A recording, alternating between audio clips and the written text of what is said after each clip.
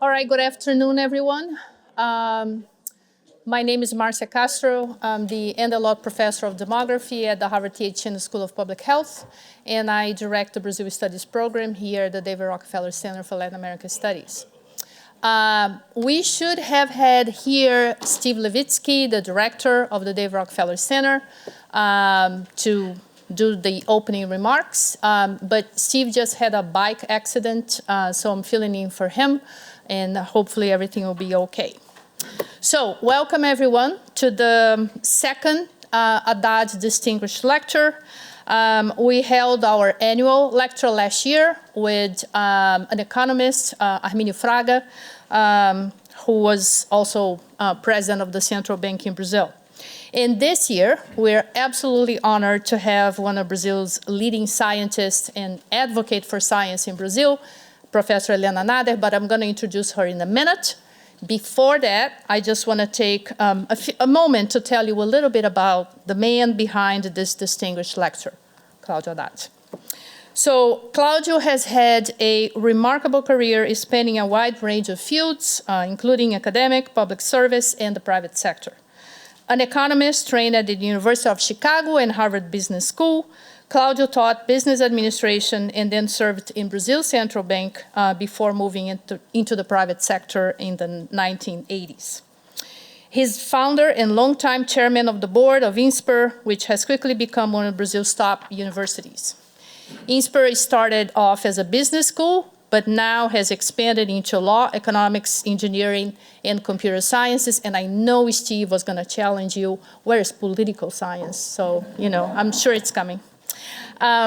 Claudio channeled his extraordinarily energy, talent, and creativity into Insper, insisting in making it an educational institution of the highest quality. And by all accounts, he has succeeded. Claudio has said he considers Insper his most important legacy. It is far from his only legacy, however. Claudio and his wife, Rosalie, are longtime supporters of Harvard. Among many other things, Claudio was absolutely instrumental in establishing the Brazil office of our program in São Paulo, helping to make it the single best Brazil Studies program in the United States. Did you hear that? I mean it. He's a general supporter of DRCLAS Brazil office, serving, among other things, as the chair of the Brazil Office Advisory Board. Claudio is also a recipient of the Harvard Business School Alumni Achievement Award, which recognizes alumni who have made significant contributions to their businesses and communities while maintaining the high standards and values. It is in this spirit of excellence that we have created the Haddad Lecture. The lecture is a very fitting way to honor Claudio's remarkable contributions to improving the quality of education, both in Brazil and here at Harvard. The lecture will serve as one of Claudio's legacies to Harvard, providing a forum for serious, high-level conversations with prominent speakers from Brazil who take on issues of great relevance to the country. Thank you, Claudio, for your generosity and for really pushing us to make the Brazil Studies program a brilliant program with the highest standards. So thank you very much for everything you do for us.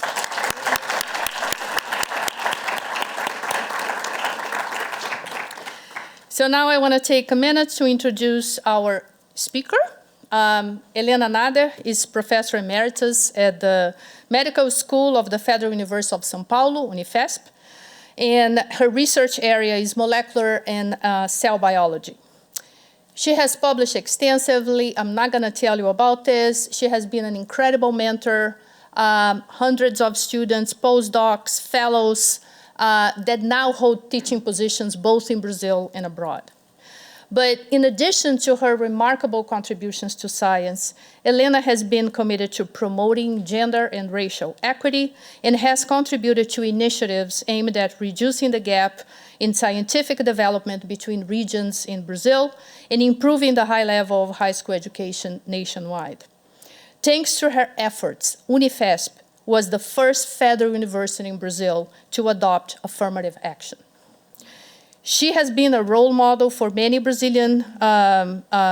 many women in Brazilian universities, helping to promote the empowerment of women and breaking down barriers in society. Since May 2022, Helena has served as president of the Brazilian Academy of Sciences, the first woman to become president of the Academy in 106 years. At Unifesp, she was also the first woman to become Dean of Undergraduate Studies and Dean of Graduate Studies and Research. In her inaugural address to the Academy, she emphasized her commitment to gender, racial, and ethnic equity in science and the importance of having science and education as long-term policies. I want to quote, it's not from the inauguration, but it's something else Helena has said. An individual who cannot think scientifically is also unable to listen to information and judge whether or not it's real. This is so needed and reflects so much of what we see in society now. Referring to the United Nations 2030 Agenda, Helena emphasized the importance of harmonizing social, economic, and environmental aspects, which are interrelated and crucial for the well-being of individuals and societies. Helena has been a member of the Brazilian Society for the Advancement of Science since 1969 and served as president of the society from 2011 to 2017. She's a champion of equality, diversity, and inclusion in science. As you all know, this is critically important despite the current attacks on those efforts. As I like to say, once a rebel, always a rebel, and Helena took part in the resistance against the military dictatorship in Brazil, always fighting for science. So if you know me, you now understand why, for me, she's a Jedi. This year, when Brazil hosts the G20, Helena chaired the Science 20, which is when all the presidents of Academy of Sciences of all the G20 countries come together. And they formed the National Science Academies of the G20 countries. And this effort produced a superb document that was approved, that will be presented in November when we have the big meeting with all the presidents and prime ministers in Rio de Janeiro in Brazil. Helena has received many national and international awards and honors. I'm not going to list them all, but I'll tell you just a couple. She received the degree of Commander and the Grand Cross of the National Order of Scientific Merit from the Brazilian government. And in 2020, she received the most prestigious award any scientist in Brazil can receive. It's the Admiral Álvaro Alberto Award, given annually by the National Council for Scientific and Technological Development, the Ministry of Science and Technology, and the Conrado Vessel Foundation. This award, in particular, recognizes Brazilian researchers for their work in advancing the progress of science and promoting the transfer of knowledge from academia to the productive sector. I could go on and on and on, but I think you got an idea of how brilliant Helena is and how important she is to science and how lucky we are to have her here with us today. On a personal note, I would like to say that getting to know you has been a blessing, and receiving my certificate of election to the Brazilian Academy of Sciences from your hands, signed by you, is both an honor, but also comes with a great responsibility, and I'm taking this very serious. So, friends of DRCLAS, ladies and gentlemen, please join me in welcoming Helena Nader.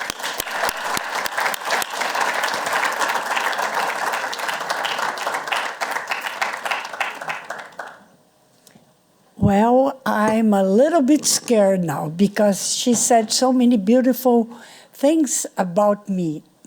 I didn't know that. Thank you so much, Marcia. For me, it's an honor to be here today. And so I want to thank Dr. Claudio Haddad for the initiative of this chair. I really thank you. It's very important, and for me, it's an honor. It's going to really, I hope I'm not going to disappoint you.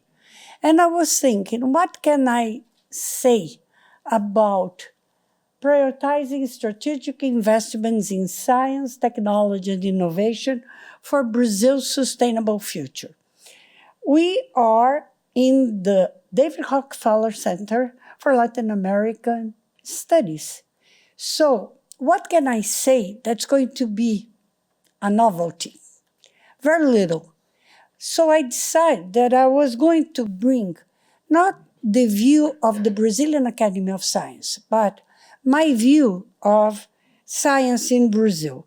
So I'll go very quickly through a historical introduction on Brazil's education and science ecosystem, some numbers, some aspects of education, science, innovation, investments, and finally, examples and opportunities for STI and sustainable future, and what, in my view, needs to be done.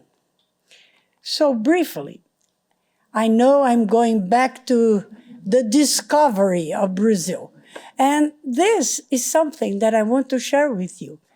Lots of our problems up today is because we still think and believe that Europe found us. We were there. I'm an immigrant. My father is the first generation Brazil, Lebanon too, and my mother is the first generation coming from Florence. So I'm a Brazilian, but an immigrant. But there were indigenous population over there. And we, up to now, do not acknowledge that. And if we don't do that, we're going to always be looking at the north and not looking inside. So we need to acknowledge that. So we are discovered. And I want to recall that if it wasn't for Napoleon that decided to invade Portugal in 1808, I don't know where we would be, because we were not entitled to have printing in Brazil.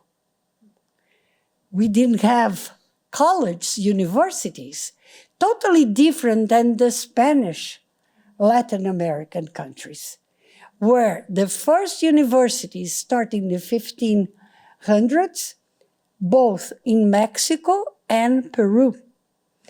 So it's totally different. We cannot compare. We are not the best, not even the worst, but we are different. And we need to acknowledge that.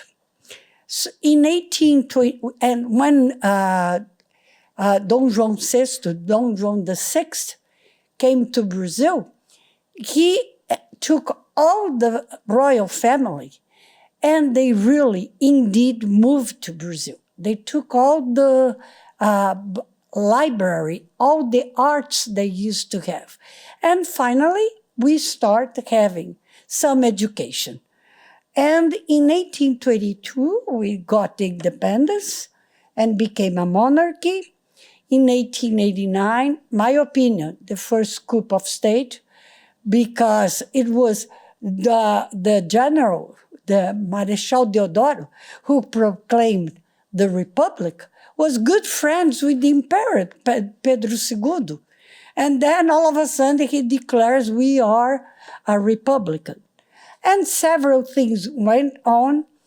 And again, a very sad past for our country, 64 to 85, another tragedy, a strong military coup that was in our country for several years. And finally, from 1985 to 1990, it was a time of 5 years period for presidents, and we had the first civilian president in several years. But this was not a direct vote, was by an electoral college.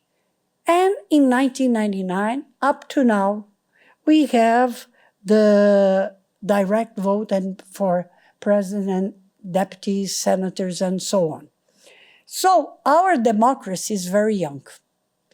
And I want to bring to you some aspects of the Constitution, because several our Constitution started in 1988. It's a little bit over some. But what I want to say is, when it was promulgated in the Congress, and this has been 1988, about 31 years, 30-something years, it has received 133 amendments. But what's important is that several international agreements that Brazil signed on human rights and were voted by the Congress requiring and the quorum of an amendment are also included in the Constitution. And let's look now at this, when the science starts in Brazil. As I mentioned, when Dom João starts in Brazil, we have the Botanical Garden, National Museum, the one that was on fire a few years ago. It's from the time of Dom João VI. And then we start having, for instance, the north part of Brazil. If someone of you go to Belém do Pará, you need to visit the Gaudí Museum. It's a fantastic place to be. And that is from the late 1800s. And the first agricultural college it was in Bahia. And that, as far as I understood, was the first one in Americas. Maybe that's why the agriculture in Brazil is so strong. It started at late 18th and 19th century. And then, if we move the first universities, it dates to 1920. It's supposed to be the Federal University of Rio de Janeiro, but indeed, it's not the first university, because that was an arrangement. It's not a university as we know a university. The first university is University of São Paulo, really as a university in the way we believe nowadays. And that was in 1934. Then we have in the 50s, 1951, January, the creation of CNPq, the first funding agents. In July, the same year of CAPES, several Brazilian studies students that are here today are financed both by CNPq and CAPES. And in the early 70s, the first graduate programs. 1985, the Ministry of Science, Technology, and Innovation, that changed, became a secretary. It's always like that. But finally, now we have Ministry of Science, Technology, and Innovation back into business. And the restructure of the federal system of higher education that start to increase a lot in the first government of President Lula. And also the creation, the establishment of several federal institutes all around the country. So this is the ecosystem that we have in terms of education. In numbers, I want to call your attention that we have 26 states, 1 federal district, 1 territory, a population of around 213 million people, with a 51% female and a very slow decline in population growth. Every time I prepare these slides, I get surprised by how much is declining. It's supposed to be 0.5 now. And depending on the one that's grading the economics, we are 9th, 8th, or 10th. And this is something that we need to take into account. Why do we need science? Why do we need education? That's the question everyone should always ask. Why? And this number is something that I don't like it. I don't like it at all. I would like Brazil to be one, which means that when I take into consideration life expectancy, income, education, among other things, I'm going to get a rate of 1, which means I'm the best. We are getting a rate of 0.76. And we are in the 80-something position because it's all configured here in the slides, but among 193 countries. So we have a long way to go. We really need to acknowledge that. This I'm not going to discuss with here, mainly having my dear friend Marcia, but that's something that really needs to be taken into consideration. We have a very short window, a small window in terms of investing in the youth, because we're going to become old, and this old population is going to need health care, is going to need help to survive. It's going to be someone that needs to be acquainted in normal language. And don't forget that AI is really going to be present. And if we don't teach them how they're going to survive in the future. Education. I'm going to bring very quickly a few numbers. The Brazil is in red. The circle means people without upper, not higher education, high school, lower than achieving high school. And the X is the ones that have high school education completed. It's about the same. And the losango, the ones that have tertiary education. You see that that is around 15%. Also this, now we're going to look people with age 25 to 34, the circle, and 55 to 64, the losango, which means we are improving. This is a good sign. We are getting more young generation to tertiary education.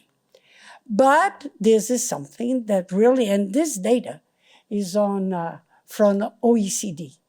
It's a report that's open in the media. It's not, I'm not, as Marcia said, I work with glycobiology. Heparin is one of the compounds that I work a lot. If anybody needs an anticoagulant, I'm around here to help you understand how it works. But this is something that's not fair. Look, the dark blue are young generation, 18 to 24, that it's around 35%, does not study and does not work. The light blue is the one that's not in education, but it's employed. The yellow, kind of yellow color, I don't know what color is that, it changes, is in education and unemployed or inactive. And the orange one is both education and employed. That's something that we need to take into consideration. And in here, it just came out in the last INEP results, 22.5 million people, 18 to 24. And if you look at the numbers, 43% have not have completed high school. 21% have not. 20% attends higher education. And then it goes the other numbers. So even though we are improving, we're still far away from people told me, you're not going to be there to do criticism. It's not to do criticism. It's to be aware of the points that we all together need to change. Because what's going on in Latin America, it's not only in Brazil, it's Latin America. The same thing is going on in all the countries. Only that now we have a democracy. Several countries don't have a democracy anymore. So that's why here it's very important, the Latin American Center, to be aware indeed of all this data. And here's something that really preoccupies me a lot. Because in Brazil, what we call public education, you don't pay for that. It's free of charge. And that represents about 12.5%. The rest you are paying. And among the ones that you pay, you have Insper, and I'm really glad that I have a grandson that studies over there, really happy with the education he is getting there. But Insper is not the private aspect that preoccupies me, that worries me. Because Insper, the PUCs, they are dedicated, even though they are considered private. They are a different way of teaching. FGV is the same. But that's not the majority. And if we look at the distribution, it's 2.3% municipal, 5% state, and only around 5% federal. And if you look, I apologize for everything is not formatted anymore. So it's always like that. You know, people with artificial intelligence should help me. I don't know why. When you send by email, everything changes.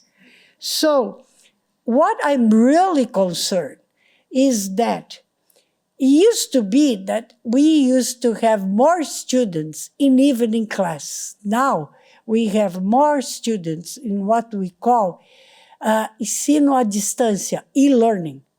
And that's something that we need to be aware. E-learning is important, very important. But you need to have the e-learning with presential points. And the majority don't have that anymore. Science. The same way that we are looking at the things that we need to solve, it's fantastic. I don't understand Brazil. I'm trying to understand. Because we still need to change the undergraduate. We need to change high school, but we did a fantastic job in terms of graduate programs. So if you look at this map in 1998, everything that's gray means we didn't have any program, any graduate program. This is 2022. Everywhere we have graduate programs. And if you pay attention to Bahia, it's in blue in 1998, and now is red in 2022, which means the number of graduate programs have increased. And for the ones, because the papers in Brazil always Folha, Estadão, and I read all of them.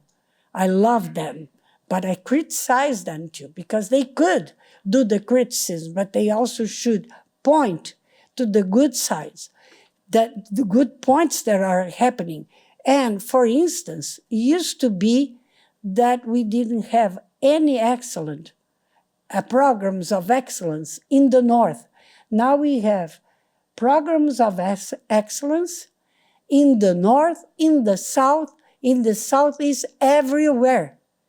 Of course, the Southeast predominates. But also you have the largest population over there. So we are doing a fantastic job in that. But here is something that is worrying everybody.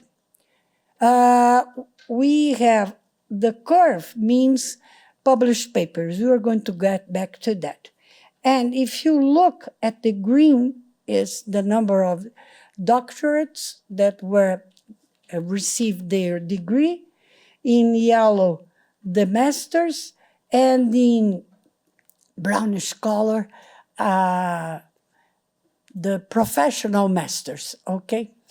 And you see that there is a decrease and a decrease in the publications.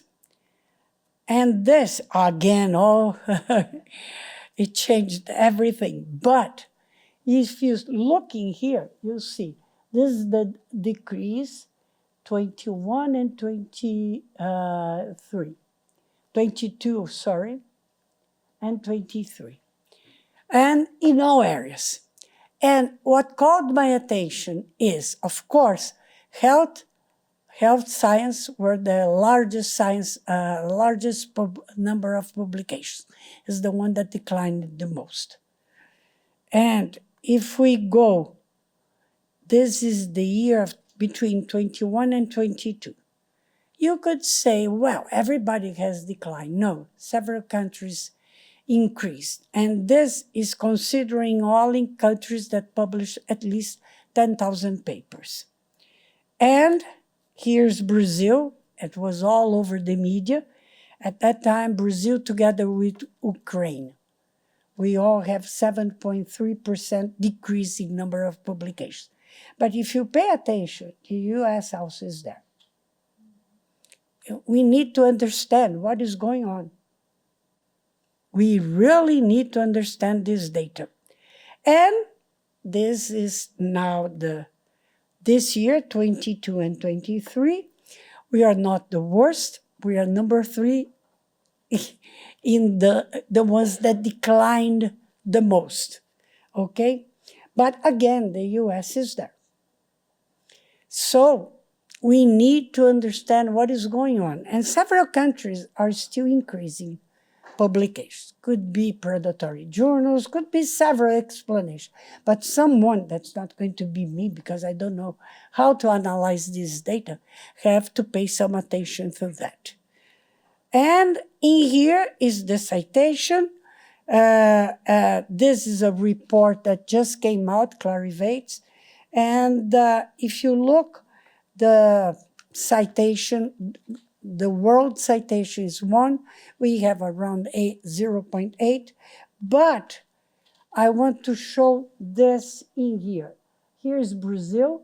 The size of the bubble means how many of the publications are in the top 1% cited. And Brazil is not doing bad.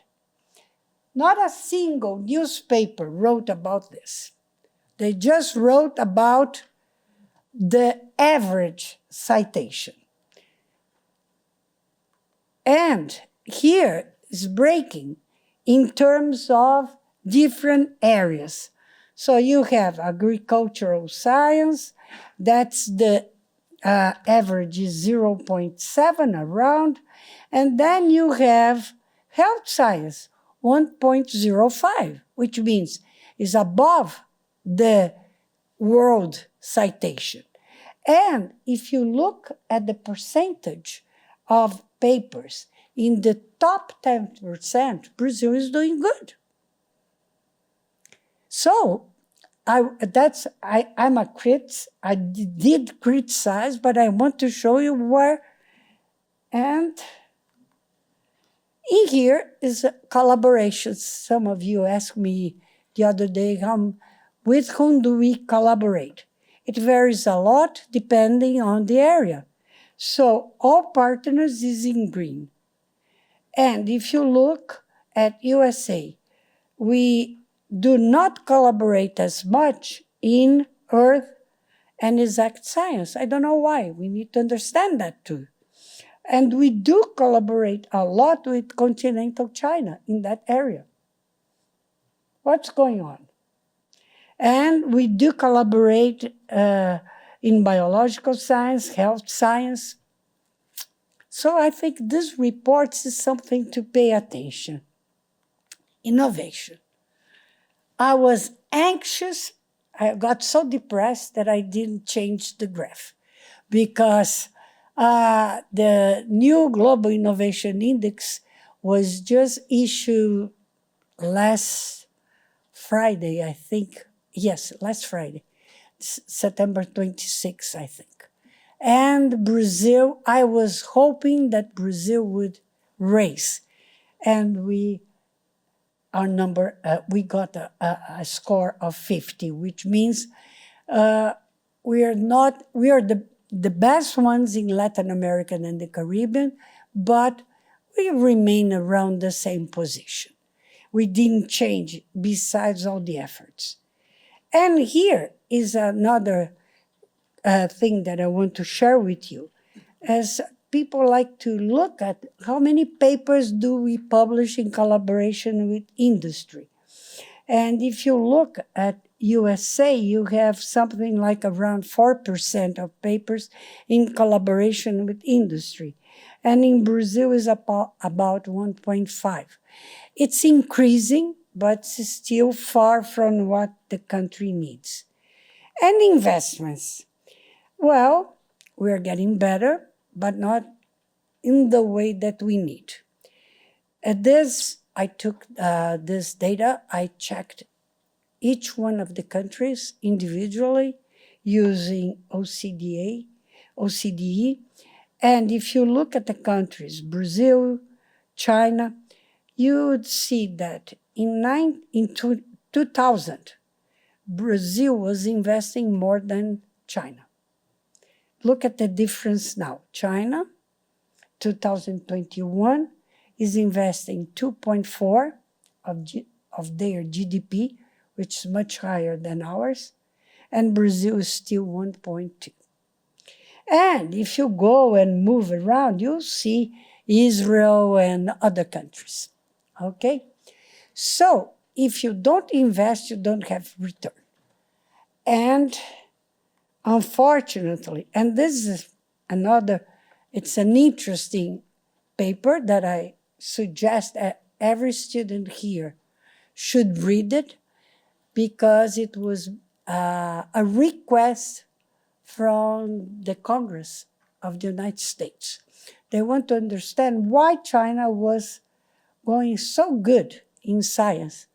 And that was during, I think, Trump's administration yet. I don't recall the date now.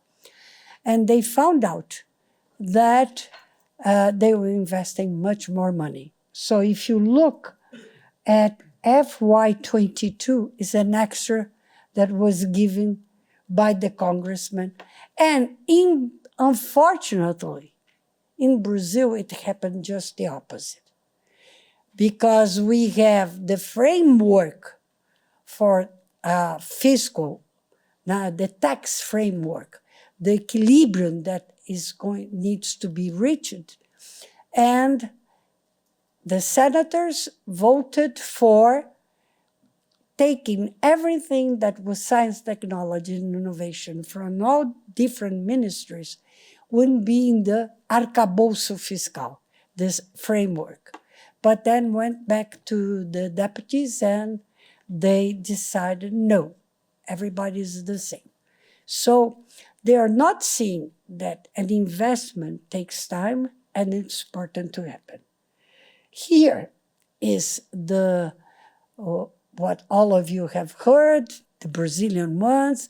That's I call Tábua de Salvação. Everything now is going to be supported by FNDCT, which is the National Fund for Scientific and Technological Development. It's a fantastic fund. It's increasing. It's getting better every year, but that's not going to support what the country needs. We need to have more investments.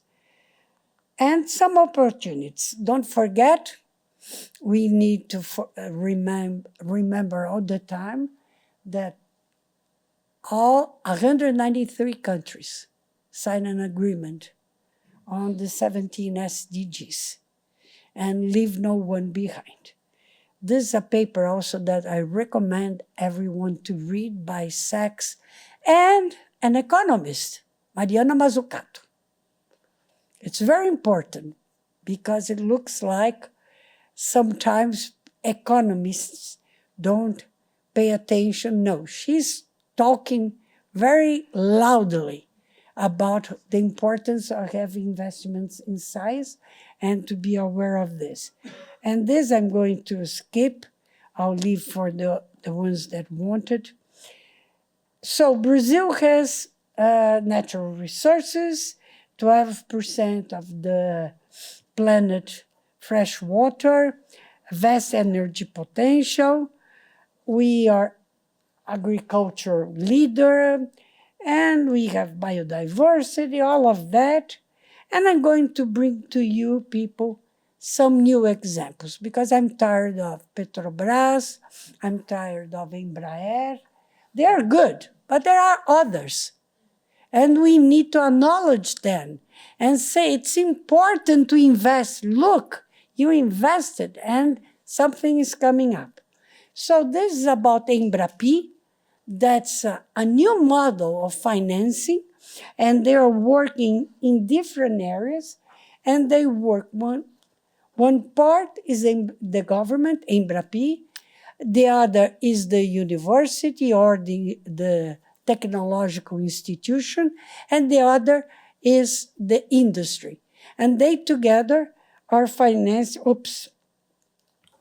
this 3.2 billion reais in this type of projects. And they have a deposit already, and Embrapi has started about 10 years ago. It's very, very new. So it's a way of doing things with industry and the universities. And it's all over Brazil, the region of Brazil. This is another one that I want to show you, WEG. It's a company that was created by WEG, three friends in Santa Catarina, and they are in 40 countries, and they have plants in 17 countries, and they are the world manufacturer in electric equipment. And WEG, you all know that we have until the next one is finished, the synchrotron line that we have in Brazil is the top line in the world nowadays. And WEG was the company that was inside CNP and did the magnets that were important for, and now is doing for other synchrotrons that are being built in the world. And here it's not showing, but they have a strong portfolio, and in here I would have a statement saying how much they are getting in billions of reais for the money they invested in the last 5 years. Nobody remembers of WEG. That's why I decided to bring another one. We all love the cosmetics, and Natura is one that bought several companies everywhere, but that's another important point that I want to bring. Is their type of business model that's all in compliance with sustainability practice. And they are a leader globally. Uranium reserves. Brazil has is number 8 among the 10th. And we always use this nuclear energy for energy, right? The potential is not for war. And Brazil decided to invest in that. And we had problems in trying to concentrate the uranium, and we couldn't buy outside because some countries forbid us to by the fibras, the nanostructure that we needed. So we develop, and we have now a concentration that's in this columns in here. And we are using that we all started the multi-purpose reactor, and we are investing a lot in small modular reactors. Problems in here. There is no definition yet by the Atomic Energy Command, the general one that's in Austria, saying what is going to be the prototype. How are we going to adopt? And this would be a solution for energy in the Amazon, because we could have that very easily transported, and you have the energy that's going to be necessary. In agriculture, you may not believe, but I was a small child several years ago, and I remember that Brazil imported food. We didn't have the production that we have now.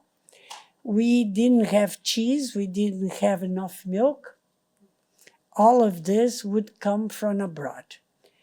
And in the 60s, Brazil decided to invest, and we transformed, and we became leaders in tropical agriculture through science. And that's she was vice president of the Brazilian Academy of Science, Joana Doberheim. In November would be her 100th anniversary. And she was the one who did the job of understanding how can I grab the nitrogen that's important to the growth of the plant. And now we have this no tillage, integrated crop livestock forest system, we do that, and biological nitrogen fixation. And this is something that's biological nitrogen fixation for biofertilizers. And this is something that I want to bring to you, some in tons of CO2. Because if you use biofertilizers, you decrease the amount of CO2. And Brazil is doing that. So finally, just a few slides to finish. What needs to be done? Unique opportunities, natural resource and green technologies. We are doing that. But we need more to be done. In terms of energy, there is a lot of companies investing, not only Petrobras, but companies from abroad are investing a lot into research into green hydrogen and other colors of hydrogen. So we are doing a lot of that. And we need to really get certified sustainable agricultural practice, okay, to guarantee the biodiversity and the biotech innovations. We need to have partners. It's important to have partners. Nowadays, nobody does anything only by himself. And we need to have economic growth through innovation. So we need investments in science, technology, and innovation. We need to diversify. It's not possible to go on mining everywhere in the country. Illegal mining. Because the legal mining does everything by the book. But the illegal mining is going on. And illegal is going on because there is a market, and a global market. The same is true for all Amazon. It's not only Brazil. The gold mining in the Amazon is for all 8 countries in the Amazon. The same problems of Brazil are going on in the other countries.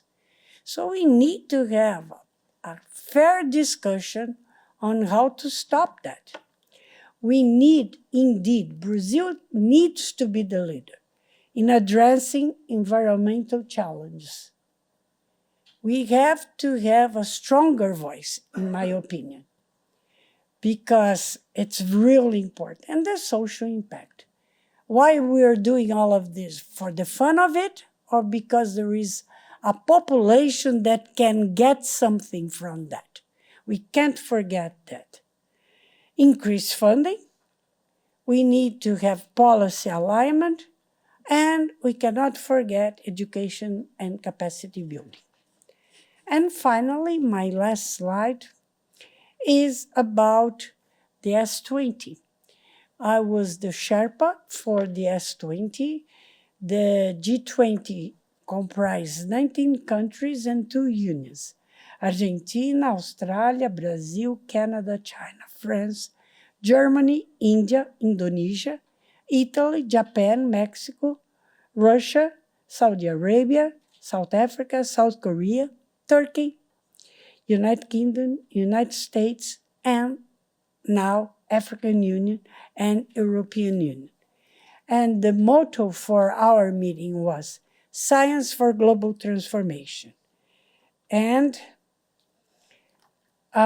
we had 5 task forces that were artificial intelligence, with a discussion on ethics, social impact, regulation, and knowledge sharing. Bioeconomy, shaping the world towards a sustainable planet.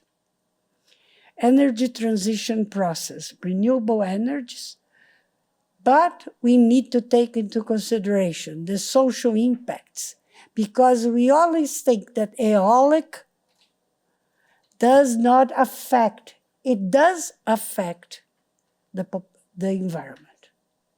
If you do not pay into consideration the people that are living nearby. So we need to take that into consideration. And we need to have studies, because offshore eolic needs to check the impact that's going to happen in the currents and the oceans. We need to have lots of science into that. Health challenge, quality, equity, access, preparedness for epidemics, and climate change. And finally, social justice, both promoting inclusion, ending poverty, and reducing inequalities. The communique that we had was signed by the S20, except for one country that didn't agree with the energy process, a sentence. We even asked them if they would consider signing and stating that except for that sentence, but they didn't agree, and that was Saudi Arabia. But for the first time, we had a communique that was written by all the academies. Brazil didn't impose.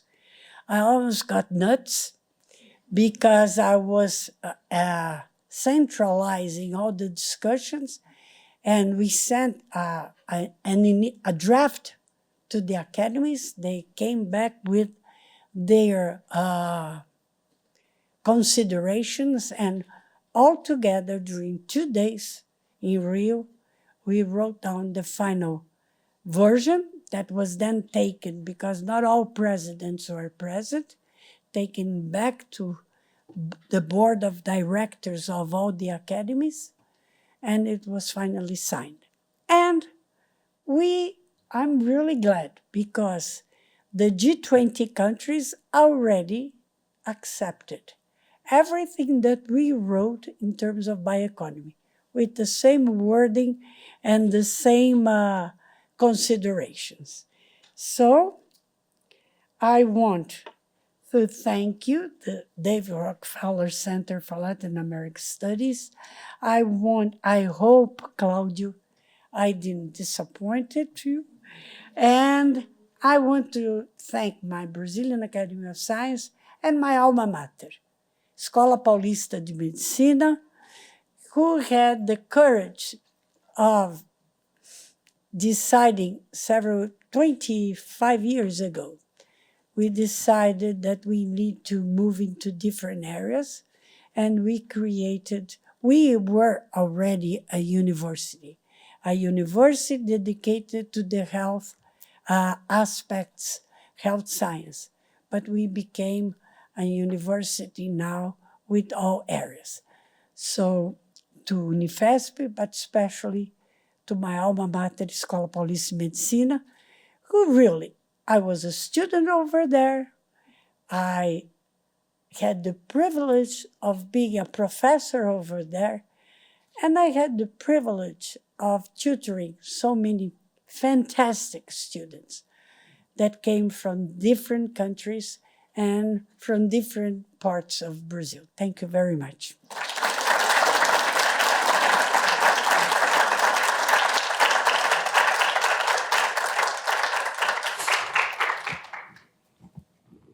Thank you, Helena. I love the fact that you started painting the picture, but then you highlighted some positive things and some amazing contributions that Brazil has made that sometimes get neglected. Whenever I talk about malaria to an audience, I always emphasize that it was a Brazilian who first made the connection between the mosquito biting inside the house, which is the basis of indoor residual spraying and bed nets. Yeah. And it was a Brazilian that did this, Carlos Chagas. So I think it's important to highlight the amazing contribution that Brazil has. We have some time for questions. I knew we were going to be the first one. I knew that. So I'm just going to ask you to raise your hand and be brief. Remember, you've heard me saying this before. A question is short and ends with a question mark. So. Helena, first, I'd like to thank you for your amazing presentation. It's an honor to receive you here. This year was very important for science and technology in Brazil. We had the national conference. We were there together. And, well, the main outcome of this conference is the strategic plan for the next 10 years of science and technology in Brazil.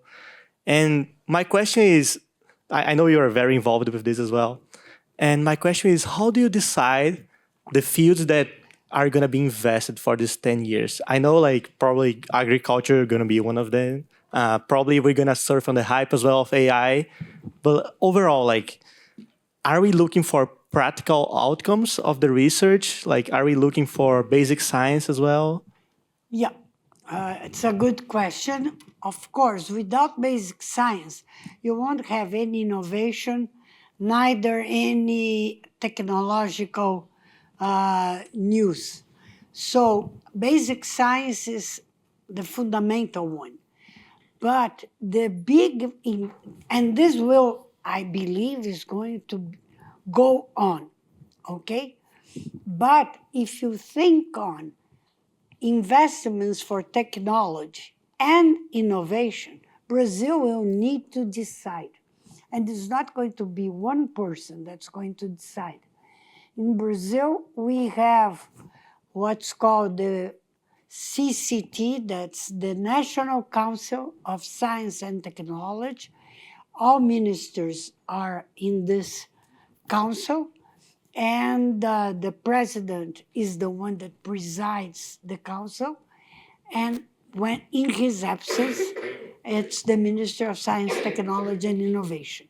So the fifth conference will bring the inputs, the final inputs, and this council is going to work and give suggestions upon what is in there.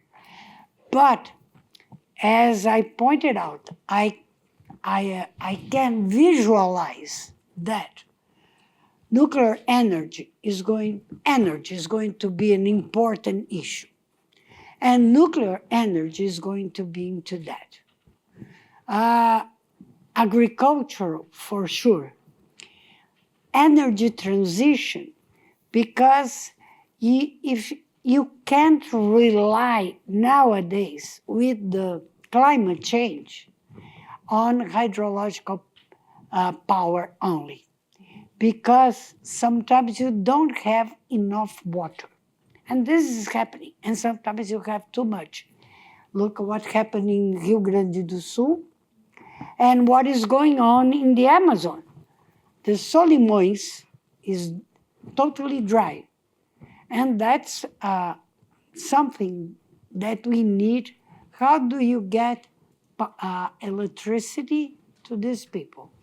How do you get them to communicate? So I think something related to the Amazon as well as to the ocean is going to come. Brazil, because we always think about the biodiversity of the Amazon. It's fantastic, but the Cerrados also. Biodiversity is everywhere, and Brazil does not know its coast.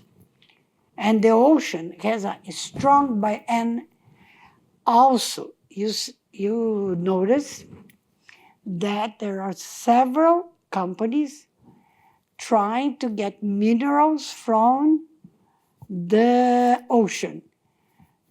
Not only sodium chloride, but manganese, several others. So we need to study, see what are our reserves and the biodiversity of these areas. But it's not going to be one person that's going to decide. I can guarantee you. Eduardo.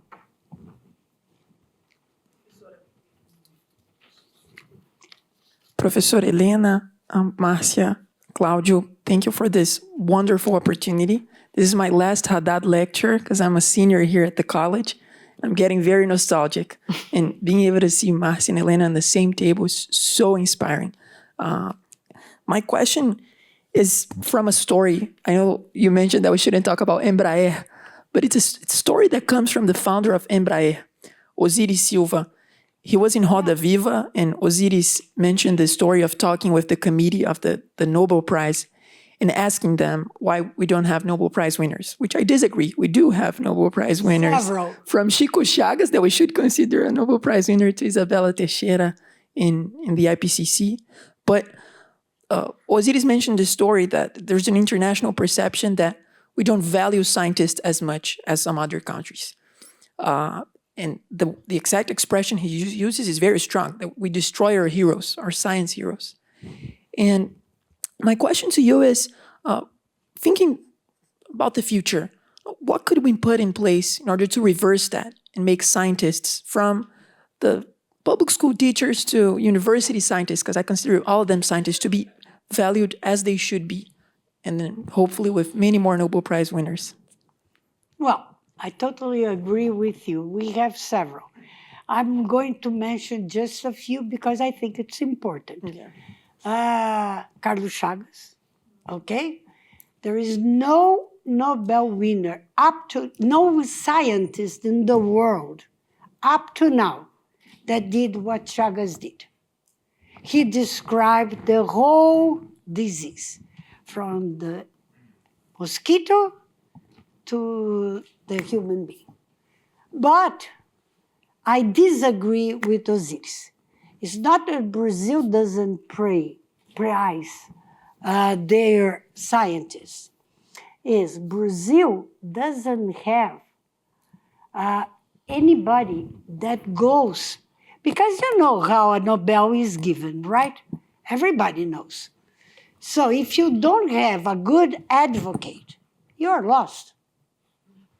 And if you look at the number of women scientists in the world and how many women got the Nobel Prize, and how many women were taken away from the paper, it's amazing. So I don't think that's a way to value. It's important. We would love to have, but I'm going to give you another example. Lattes. How come he didn't get the Nobel? He's in the paper, sorry. So we need to, it's important to have, but that doesn't mean that we are less involved in science. That's something but I would say that what we are doing now, people are starting to go, the scientists, the professors, the students, to schools, because you know the conditions of several of our, not only public schools, several schools that the parents are paying a lot, thinking they are getting a really good education. They are not doing well in the several exams that we have. So advocacy is something that's very important. And trying to translate science into simple words. Trying to show to society the importance of science. Here in the States, I remember when I was living in Lake Placid, I stayed there for a year together with my husband, the two of us. It's a small town, almost, it's around 3,000 people. It's less than that. And we stayed for a year in Alton Jones Health Science Center. And I remember a deputy that wanted to have that in each lab, whenever you diluted something from the original bottle, you have to reproduce all the information that was in the original bottle. All the way, because Lake Placid is upstate New York, almost in Canada. We got a meeting, and everybody wrote, each one of them, to their deputies, saying, if you do this, you're not going to have my vote anymore. The day after, that thing was taken out. So we need to dialogue, because in Brazil, people forget that when, and we are going to have an election now for mayors all over the country, but also we're going to elect the council, vereadores as we call, and to both vereadores, deputies, state deputies, and federal deputies. Whenever they are elected, you are giving them a statement saying that you entitle them to speak on your behalf. And nobody goes back to the ones that were elected. They're not there because they are nice people or ugly people, whatever. They're there because someone voted. And we need to be more aware of the vote that we give. And that means we need education. And education at a very initial level. That's something that unfortunately, I have a hard time remembering that a few years ago, some young generation were asking for dictatorship in our country because they didn't know what it was to be in a dictatorship. I remember that quite well. I remember friends that I lost and professors that I lost. So when something like that happens, not with the parents, but the young generation asking for that, you visualize that you did a mistake. And that's why now, every year, we celebrate democracy. We celebrate our Constitution. to make sure that the young generation pays attention to that. Can I add one thing to this? Yeah. We should also never forget memory. And this year, we skip the memory of the coup in March. To me, that's a big mistake. Yes, you're right. Anyway, here. Thank you so much for this amazing class, Professor Helena. I would love to hear more about the connection between the decline of published papers and the stagnation of scientific investment in Brazil. This is especially relevant as I reflect on our unique potential, not only in terms of natural resource, but also in the type of knowledge being developed in our universities, despite, obviously, our limited budget. So, yeah, I am a professor in a new federal university in the northeast of Brazil, so that's why I'm just... Where? Unilab. I know it. Yeah. Thank you so much. It was amazing.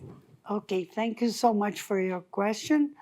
And I would say that the correlation is not a direct correlation with the decrease in funding, because we had a terrible decrease in funding during the last, The last. and but it's not only that. There's something more. And I think what worries me more is not the decline in the number of publications, is the decline of people entering graduate programs. That really concerns me, because without graduate program, there's going to be a stronger decrease. And for that, there are several analyses that could be performed. One is the amount of money for a fellowship. It's too low. It's too low. You need to have your family support to go into graduate programs. And that's something that's going to affect, if we want to change the color of skin, because it's not race. We just published, and I think it's important if you look at that, the Brazilian Academy of Science has just issued a book, and we're going to have it also in Spanish and in English, about evolution. And Sergio Pena, who is a fantastic geneticist, he gives all the rationale that why race doesn't exist. And it doesn't exist at all. It's proved genetically. If you go into the human genome, you'll find out that. But the point is, we got affirmative actions all over Brazil for undergraduate programs. And we would expect those people to go into graduate. They are not coming because they need to pay and be support for their families. Or either we look that with good care, or we are going to not have the number of graduate students that the country needs.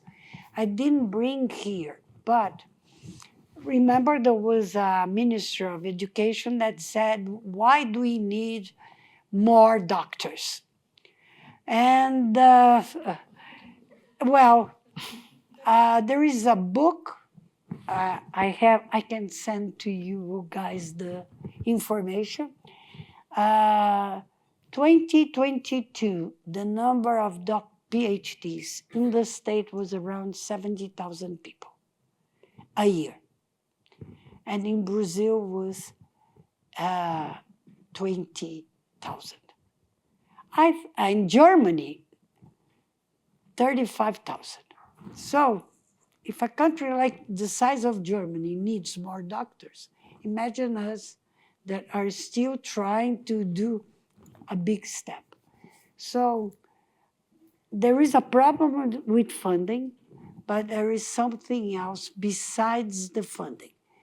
And yesterday, I was glad to hear that I received a note from the students, the Union of Graduate Students, stating that they need a correction in the amount of money for each fellowship, because it's very important. It's investment. But the point is, our politicians don't see education and science as investment. They see it as gastos. How do you Expense, say? an expense. Expenses. So thank you for your question. It's working. Thank you, Professor Helena, for like the amazing talk and the conversation too. You are from Federal University of São Paulo, and recently it has approved affirmative action for transgender people. It's like in the in all the undergraduate and graduate programs. And my question is, like, you already started talking about affirmative actions, and how important do you think they are, like, for increasing the quality of research in Brazil, and how you think like these fundings can also like use this diversity criteria to help Black researchers, transgender researchers to do this kind of work too? Well, I think we need to include everyone, all genders, okay, and all tones of skin, because diversity is what makes research go on.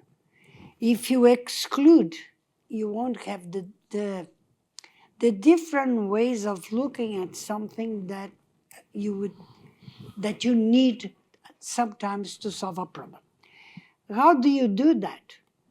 I don't think that with a federal law you're going to have that. I think each university has to discuss, and our university has that. My program, not mine, I don't take it home, but I was the coordinator of the graduate program of molecular biology, which is one of the top programs in the country. We had transgenders several years ago, going on several. We even, in a time when we didn't have the changing name, the student came, one of them came to us and he said, I want to be called like this. And I said, okay, you will. But at the end, the paper needs to have your original name. So, and that was normal and within the class. But nowadays in Brazil, you are either for or you are either against. There is no in middle. We need to check the balance. We need to introduce more and more equity, but I don't think forcing through a federal law is going to happen. Just look at what happened into politics. It decreased the number of women and other genders in politics, which is crazy. So we need to really have an open discussion among us that believe that's important. Because the ones that don't believe, you're not going to convince them. I'm getting too old to believe that I can change. When I was young, I thought I could change the world. Now I strongly believe that's going to be important if I can change my surroundings, if I dedicate to that. I don't know if that's my personal view, okay? Because I don't have a view in our academy, for instance, we have very few Black people. And we have one indigenous, that's Davi Copenaua. He's a member of the Brazilian Academy of Science, correspondent member. And we are trying our best. I don't know why. And if you look at Brazil, at least 50% are mesclated. Don't you agree with me? But I think for gender, we are doing much better than we used to do 10 years ago. I think we accomplished, and we need to celebrate that and ask for more and know how to get to that.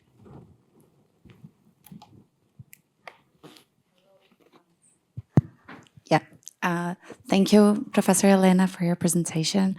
My name is Giovanna, and I'm currently doing some research at MIT, and we're talking about innovation ecosystems, especially in the Global South.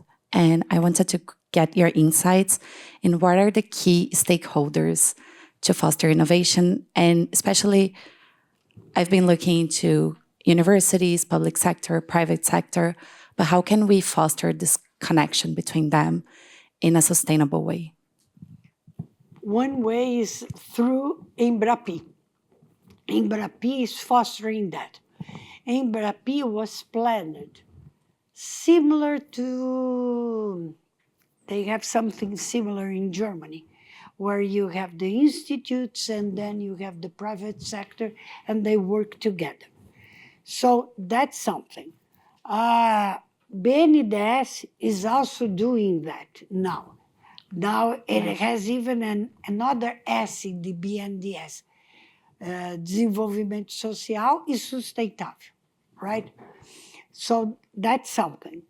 And I would say depends on the area of innovation you were talking about. In some areas, Brazil is doing a lot of innovation. In others, very little.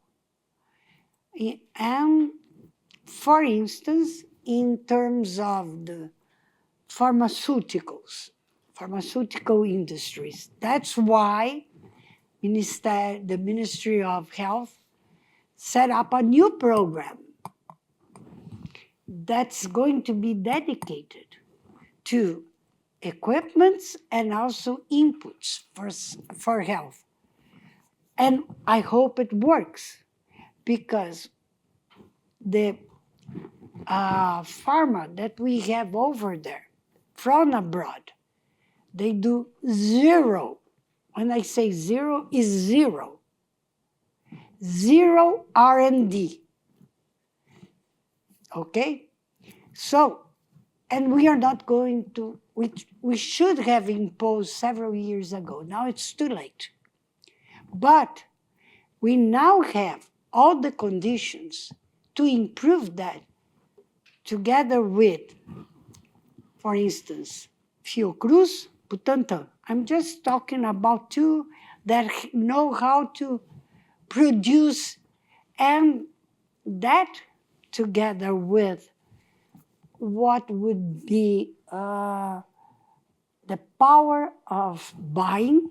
I don't know how you say that in English, but poder de compra, okay? The state can use that and should use that for SUS. So we should develop, and I hope we do, and I hope I'll be alive to see all this going on, because that's very important, because it's not only is going to serve Brazil, it's going to serve the Global South. Don't forget, the Global South was all by themselves during pandemics. They didn't have the vaccines. They wanted, but they didn't have it. So we need to diversify. Production has to be in several places. And in Brazil, I can tell you, I have some good friends in the pharmaceutical industry that develop some monoclonal antibodies type of pharmaceutical. And what happened? They had to sell to the international company because the price that they need to sell in Brazil was much lower than the company. But the company then lowered in such a way that they couldn't go on producing that monoclonal antibody. That's dumping, but it happens. That's why I think Minister Nizia did a fantastic job in terms of having this program that's going to be also for equipments. We have an equipment that was developed during pandemics that you can do, it's not CT, but can get the same, you know that much better than me. He is the one that should be answering this. But you can do by the bed with a simple machine and you can get fantastic data. And that was developed in Brazil. So now they're going to produce that. They're producing already, but they need more money to be invested. So I think we're going to get there. Really, I believe and I hope. And I want to say this, even the ones that are not going to go back to Brazil, you can still collaborate with the country. And that's very important because you can be here and you can do partnership with the people that are in our country. And that's going to be very important too. It's not that you have to go back. Would be good if you would go back, but if you can't, and each one has a private life, you can still do lots of things to your country. Don't forget that originally you are Brazilians. Just that. Okay, last question.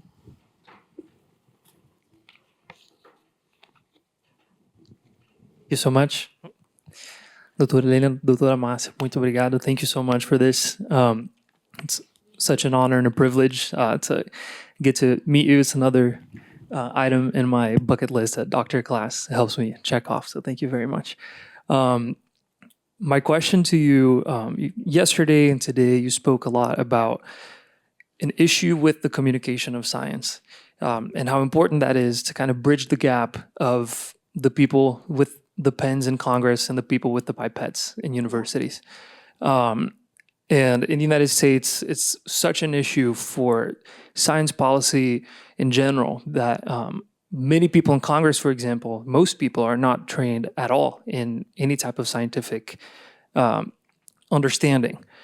My question to you is if you think that in Brazil, it's important for the strategy of how to bridge that gap for us to get scientists to go up for Congress and go up for elections and start taking those places and making those changes as people with experience directly in the production of science, or if you think that that's not necessarily something that should be center stage. Well, that depends on each person. For instance, when I finish my appointment, and let me, so that you can understand, both SBPC, Sociedade Brasileira para o Progresso da Ciência, and the Brazilian Academy are pro bono. You don't get any salary. So that's why my alma mater was able to pay my salary when I was doing other things, okay? So it's all pro bono. But regarding your question, I think it's most relevant that my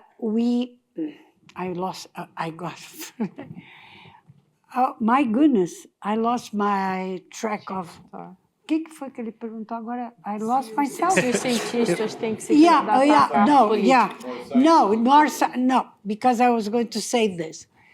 People decide, you are so good that you need to run for deputy. And I said, that will never happen. But I think what we should have is what you have here in the States. Most of you maybe do not know. AAAS has at least 1,000 postdocs, and the National Academy of Science also working and giving advice on different ministries, secretaries, okay? That's something that we need to have in Brazil. The deputies that I have a strong dialogue, they have this. They have not the number that you have here, but they pay attention and they know they need advice. So that's something that instead of hiring your friend, you hire to be your advisor, the ones that knows better in different aspects of some topics that you are going to be involved. So that's something. But if the person wants to be, there were several tries, zero outcome, zero, okay? Several of my friends ran for deputy. I voted for them, didn't work, unfortunately. And because it's different. To be in politics is not because you are a good advocate for science that you are going to be there and do what you want. That's my opinion. But I hope maybe you'll be able to do that. All right, I want to thank you all for your questions, and I would like to invite Claudio Haddad to say a few words for us.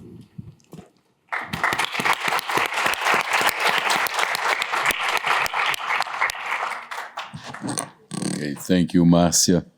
It's a pleasure to be here. Second Haddad lecture.